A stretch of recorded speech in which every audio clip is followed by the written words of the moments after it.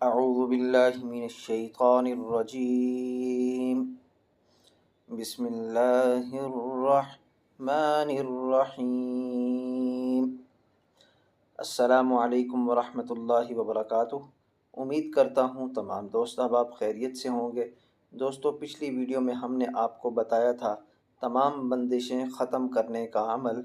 دوستو، انشاءاللہ العزیز اس ویڈیو میں ہم آپ کو بتائیں گے کسی بھی قسم کا بخار ہو اس کو ختم کرنے کے انشاءاللہ العزیز 3 عمل اس ویڈیو میں بتائیں گے۔ دوستو، انشاءاللہ العزیز اگلی ویڈیو میں ہم آپ کو بتائیں گے کہ کن لوگوں پر جادو ہوتا ہے اور کن لوگوں پر جادو نہیں ہوتا۔ جن پر جادو ہوتا ہے اس کی وجہ کیا ہے، جن پر جادو نہیں ہوتا اس کی وجہ کیا ہے۔ دوستو، آپ سب سے گزارش ہے کہ میری ویڈیو کو مکمل دیکھیں، انشاءاللہ العزیز آپ سب کو بہت ہی زیادہ فائدہ ہوگا۔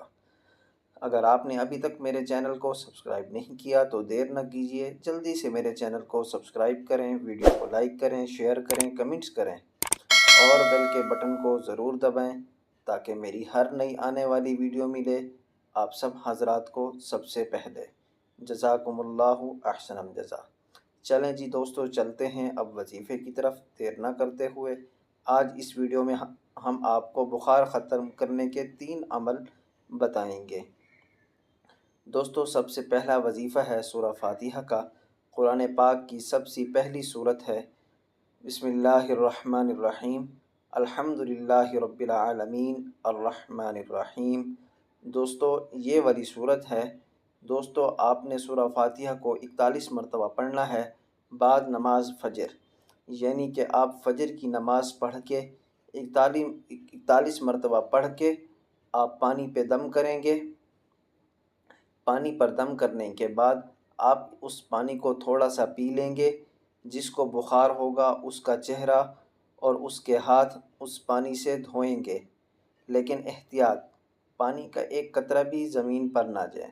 دھونے کے بعد جو پانی ہوگا اس پانی کو ایسی جگہ پر ڈالیں کہ جو جگہ پاک ہو، صاف جگہ ہو، کوئی وہاں پہ گندگی نہ ہو، بالکل کوئی گندگی نہ ہو۔ یا پھر آپ اس پانی کو پھولوں کے گملے ہوتے ہیں اس گملے میں ڈالیں یا چھت کی دیواروں پہ ڈال دیں۔ زمین پر پانی ہرگز نہ ڈالیں کیونکہ گناہ ہوگا۔ انشاءاللہ العزیز یہ عمل آپ 2 دن کریں گے، انشاءاللہ جیسا بھی بخار ہوگا اللہ کے حکم سے ختم ہو جائے گا۔ چلو جی دوستو، چلتے ہیں اب دوسرے وظیفے کی طرف۔ دوسرا وظیفہ بھی ہمارا بہت ہی زیادہ آسان ہے اور ماشاءاللہ بہت ہی زیادہ مجرب ہے، آزمایا ہوا عمل ہے۔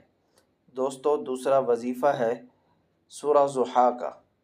یہ ہمارا وظیفہ بہت ہی مجرب ہے اور یہ ہمارا وظیفہ بہت ہی زبردست ہے، بہترین عمل ہے سورہ ضحیٰ کا۔ دوستو، آپ نے ایک کالے کلر کا دھاگا لے لینا ہے، یعنی کہ ڈوری۔ اس ڈوری کے اوپر آپ نے 9 گٹھان لگانی ہے۔ ہر گٹھان کے اوپر 1 مرتبہ سورہ ضحیٰ پڑھنی ہے۔ جب آپ 9 مرتبہ مکمل کر لیں، سورہ اس دھاگے کو گلے میں ڈال دینا ہے، اس کے گلے میں ڈالنا ہے جس کو بخار ہوگا۔ انشاءاللہ العزیز 3 دن دھاگا گلے کے اندر رہے گا تو بالکل ہی بخار ختم ہو جائے گا۔ جب بخار ختم ہو جائے تو اس دھاگے کو نکال کے اپنے گھر میں کہیں پر بھی محفوظ کر رکھ لیں۔ پھر جب کسی کو بخار ہو آپ کے گھر میں یا کسی اور کو ہو تو وہ دھاگا اٹھا کے اس کے گلے میں ڈال دیں، 3 دن تک گلے میں رکھیں، انشاءاللہ العزیز جیسا بھی بخار ہوگا ختم ہو جائے گا۔ اس کے بعد دھاگے کو نکال کے آپ اپنے گھر میں محفوظ رکھ لیں۔ چلیں جی دوستو، اب چلتے ہیں تیسرے وظیفے کی طرف۔ تیسرا وظیفہ بھی بہت ہی زیادہ آسان اور بہت ہی زیادہ مجرب ہے اور آزمودہ ہے۔ دوستو، جتنے بھی وظیفے بتاتے ہیں الحمدللہ سارے وظیفے آزمائے ہوئے ہوتے ہیں۔ دوستو، تیسرا وظیفہ ہے، اللہ کے 3 نام ہیں، یا حافظ، یا حفیظ، یا رشید۔ یا حافظ، یا حفیظ اور تیسرا نام ہے یا رشید۔ دوستو، ان تینوں اللہ کے نام کو آپ نے 313 مرتبہ پڑھنا ہے اور پانی پر دم کرنا ہے۔